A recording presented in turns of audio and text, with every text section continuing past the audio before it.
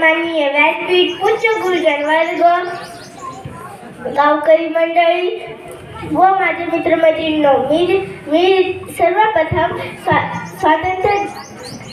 गणतंत्र दिवसाच्या हार्दिक शुभेच्छा. मी ऋतिका जाधव येतात तिसरी शिकते. मी फक्त मी आज काही तुम्हाला भाषण सांगणार नाही. मी आज तुम्हाला आमच्या मुला मुलींच्या वतीने एक व्यथा मांडणार आहे. पण ते तुम्ही शांतपणे ऐकून घ्यावे ही माझी नम्र विनंती. आई माफ कर, पण तुझा मोबाईल जरा ऑफ कर. आई माफ कर, पण तुझा मोबाईल जरा ऑफ कर. अभ्यास आम्ही करताना तुझं व्हॉट्सअप चालू असतं. रोज नवीन स्टेटस तुझ्या मोबाईलवर दिसतं. जेवण करताना पप्पाचं फेसबुक चालू असतं. कमेंट करता करता पप्पाचं फोटोही भरलेलं असतं.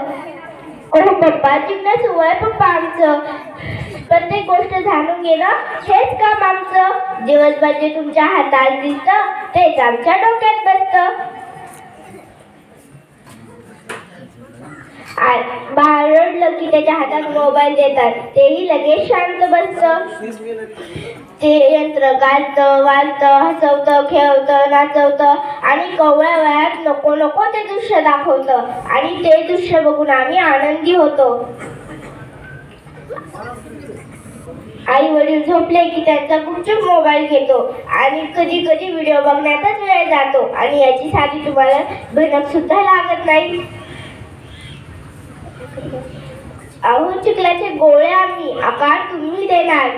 आजारी पडलो आम्ही, अस्वस्थ तुम्ही होणार. आमच्यासाठी कष्ट करणारे तुम्हीच, पण तुमच्या आणि आमच्यामध्ये एक दरी पडली आहे. मोबाईल नावाची व्याधी आता सर्वांनाच जडली आहे. पण लवकरच या व्याधीचा उपाय शोधला पाहिजे.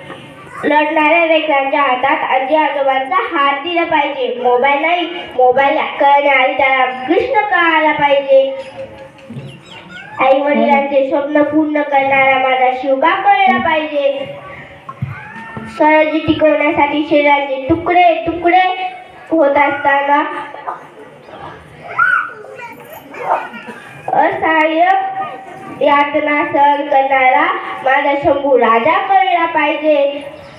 परिस्थिती नसताना, गरिबी असताना पाव खाऊन अभ्यास करणारा व भारताचे सर्वात मोठे संविधान लिहिणारा माझा बाबासाहेब कळला पाहिजे. आई मोबाईल कळण्याआधी त्याला रामकृष्ण कळायला पाहिजे. म्हणून म्हणते, आई माफ कर, पण तुझा मोबाईल जरा ऑफ कर. माफ कर, पण तुझा मोबाईल जरा ऑफ कर. धन्यवाद.